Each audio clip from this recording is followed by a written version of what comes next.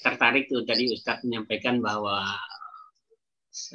syirik itu yang menyebabkan kita meninggal karena corona gitu ya. Sebetulnya kan kita umur kita, waktu kita dipanggil Allah itu sudah ditentukan oleh Allah ya. Betul. Nah kebetulan ya penyebabnya corona gitu. Sekarang Pak Dwijo, Pak Abduh sudah duluan, yaitu memang waktunya Allah sudah tentukan tadinya memang di situ ya. Nah, tapi penyebabnya saja itu corona ya, bukan karena corona ya penyebabnya dia meninggal.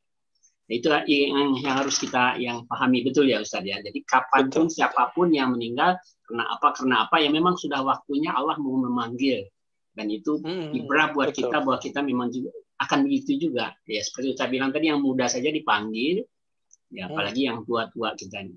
Gitu saya. Betul.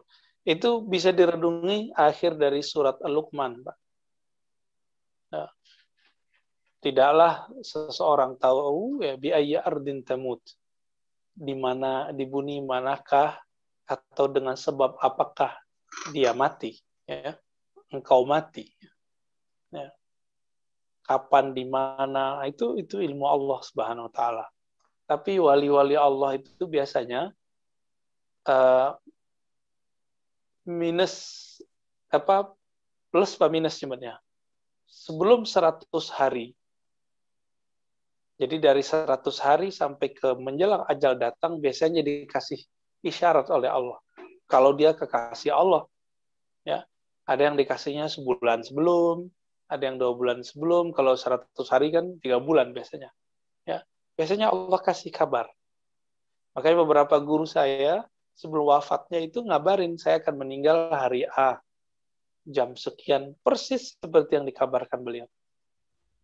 Jadi guru saya yang pertama, itu gurunya Buya Kasril juga, itu sebelum meninggal sekitar 2-3 minggu mengabarkan, saya akan meninggal di hari Rabu jam 11. Kita tunggulah hari Rabu jam 11, siang, nggak meninggal. Pekan depan, kita tunggu lagi, malamnya, nggak juga. Ternyata berikutnya lagi, bukan di siangnya, tapi di malamnya. Ya, Allah kasih tahu. Karena kekasihnya. Jadi Allah itu ketika ada kekasihnya mau meninggal, itu dikirim persiapan-persiapan. Dan malaikat maut ketika mau mencabut kekasih-kekasih Allah ini harus minta izin dulu dengan Sang Maha Kekasih, yaitu Allah. Ya, nggak berani dia mencabut sendiri. Dan ciri-ciri kekasih Allah itu yang banyak berzikir. Maka nggak usah banyak mikir lagi Bapak Ibu, banyakin aja zikirnya. Ya, ini kita terlalu banyak kajian, banyak mikir, banyak teori, banyak metode, akhirnya zikirnya kurang.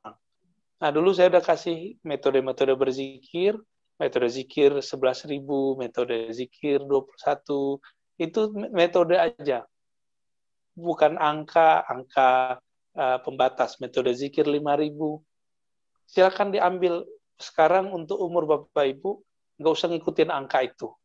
Udah zikir aja sebanyak-banyaknya pagi, siang, sore. Gitu ya. Tapi kalau masih mau pakai angka itu lebih baik, karena itu bisa mengikat kita untuk disiplin. Ya. Kalau zikir kan sebanyak-banyaknya, surat Al-Ahzab ayat 41. Zikran katsira, zikir yang sebanyak-banyaknya. Nanti akan berbuah itu, insya Allah. Ya, itu Pak Mas. Boleh nambah, Ustaz. Maaf Ustaz, bukan mengadu Ustaz dengan Ustaz yang lain ini. Saya sering mendengar Ustaz Adi Hidayat memang luar biasa itu mengenai istighfar itu. Itu memang fadilahnya bukan main. Termasuk dia sering cerita tentang tukang roti yang ingin ketemu dengan Imam Malik itu. Imam Ahmad bin Hambal. Imam bin Hambal. Ya, jadi luar biasa. Lalu ada lagi Ustadz yang lain, Ustadz Kiai Bakhit tadi Ustadz. Istighfar itu masih kalah dengan selawat Nabi. Selawat Nabi masih kalah dengan kalimat thayyibah la ilaha illallah. Jadi la ilaha illallah lebih utama, baru kemudian selawat Nabi, baru kemudian istighfar. Karena kalau selawat Nabi itu berarti malaikat ikut mendoakan kita. Saya begitu. Lalu satu lagi Ustadz Ali Jaber, Ustadz. Beliau mengatakan kalau habis sholat itu utamakan atau jangan sampai lupa baca ayat kursi. Yang lain-lain bisa sambil jalan, sambil apa. Tapi kalau ayat kursi itu setelah sholat fardu, jangan sampai lupa. Itu seolah-olah kan mengutamakan ayat kursi itu, Ustaz. Saya begitu. Jadi maaf ini bukan mengadu, tapi bagaimana duduk perkaranya, Ustaz. Terima kasih. Iya, inilah enaknya orang, ya mohon maaf Bapak Ibu, orang bertarekat itu kelebihannya di situ. Ketika banyak nih menu-menu ditawarkan oleh para dai ulama di YouTube, di pengajian. Kalau orang-orang bertarekah, tarekah itu kan bermetode. Dia kemudian mengambil kurikulumnya satu persatu dari gurunya. Maka sang guru meramulah kumpulan-kumpulan dari zikir, tahapan-tahapannya, mana yang awal, mana yang akhir.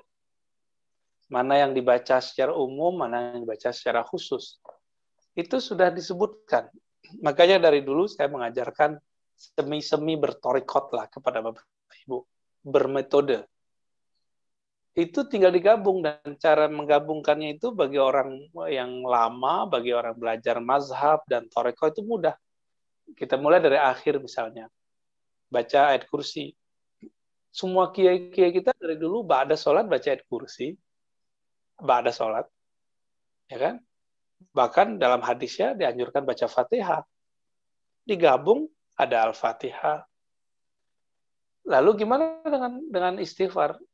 Ulama kita setiap kali ba'da sholat ngajarin kita baca istighfar, maka ba'da sholat kita zikir Astaghfirullah, Astaghfirullah. Ya, kemudian Allahumma antas salam, kemudian Al-Fatihah, lalu kemudian masuk ke ayat kursi. Ya, Allahu la ilaha illa huwal hayyul qayyum. Lalu tadi zikir yang disebut oleh Ustadz Bakhit misalnya, ada zikir macam-macam. Semua zikir yang macam-macam ini yang paling afdal dibandingkan semua itu adalah salawat zikir la ilaha illallah. Betul kan, kita zikir subhanallah 33, alhamdulillah 33, Allah akbar 33, dan ditutup la ilaha illallah. Bahkan kalau di kampungnya Pak Daroni itu masih orang zikir la ilallahnya dikencengin itu ya, la ilaha illallah, la ilaha, itu dibaca.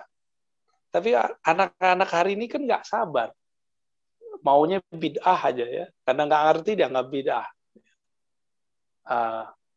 Jadi kalau orang sudah berguru, bermetode, dia tidak akan kebingungan ketika itu. Maka saya sarankan Pak Daroni mengikuti metode yang dulu sudah dapat dari kiai-kiai waktu masih kecil, insya Allah hilang keraguan itu. Udah kegabung semua dalam zikir-zikir yang diajarkan kiai-kiai dulu itu. Karena kiai itu ngambil dari kiai juga, kiai itu ngambil dari gurunya terus sampai kepada Rasulullah Shallallahu Alaihi Wasallam. Jadi nggak ada perseteruan sebenarnya antara ustadz ini dengan ustadz itu. Kebetulan ustadz A dan B itu dia menemukan rahasia di bagian A, tapi yang lain mendapatkan di bagian B. Dan Allah Maha Luas, Maha Kaya, orang bisa berebut kelebihan-kelebihan dalam berzikir dengan menyebut namanya. Ya, kira-kira gitu Pak Daroni. Baik. Masih ada Bapak Ibu? Kayaknya tadi saya lihat tuh Pak Uda Firman mencet-mencet mau nanya, silakan. Ada? Seli yang mau nanya. Pak Seli, silakan saya. Assalamualaikum Pak Ustadz. Salam. Ya, saya sebetulnya nyambung dengan Pak Dahroni ini tadi. Karena saya ada baca mengenai hadis, salah satu hadis. Di situ dikatakan bahwa para malaikat akan selalu bersolawat, berdoa kepada salah satu di antara kalian selama ia ada di dalam tempat sholat, di mana ia melakukan sholat, selama ia belum batal wudunya. Para malaikat berkata, ya Allah, ampunilah dan sayangilah ia. Artinya, keutamaan dari bersolawat aja di sini, malaikat memintakan ampunan bagi kita kepada Allah. Berarti apalagi dengan zikir-zikir yang zikir Allah itu, apakah sama juga seperti itu? Karena saya yang pernah mendengar bahwa kalau zikir Allah itu sebaiknya kita mempunyai wudu dan dalam keadaan duduk di sejadah gitu. Kalau bersolawat itu kita bisa tidak berwudu dan dalam keadaan beraktivitas apapun kita tetap bisa bersolawat. Jadi yang mana yang lebih baik? Ya, zikir yang paling baik itu zikir yang kalbu kita hadir bersama Allah. Ketika zikir Quran lebih membuat kita koneksi dengan Allah, maka zikir baca Quran yang lebih afdal. Ketika kita menyebut ya Allah, Allah itu lebih membuat koneksi yang kuat, maka itulah zikir yang paling afdal. Supaya digabung semua, inti dari zikir semua kan ada di kata Allah itu. Maka mulailah sebelum zikir apa saja dengan nama Allah. Jadi mau zikir Quran, mau zikir sholat, mau zikir sholawat, itu mulai dari kata Allah dulu. Kenapa harus sholawat? Karena sholawat itu dapat melipur lara, ya, menyejukkan kolbu, menenangkan pikiran. Jadi zikir saja itu bikin kita kemudian agak sedikit larut dalam nama Allah, sehingga orang-orang larut ini kan hangat, kadang-kadang panas gitu, mabuk lah. Ya.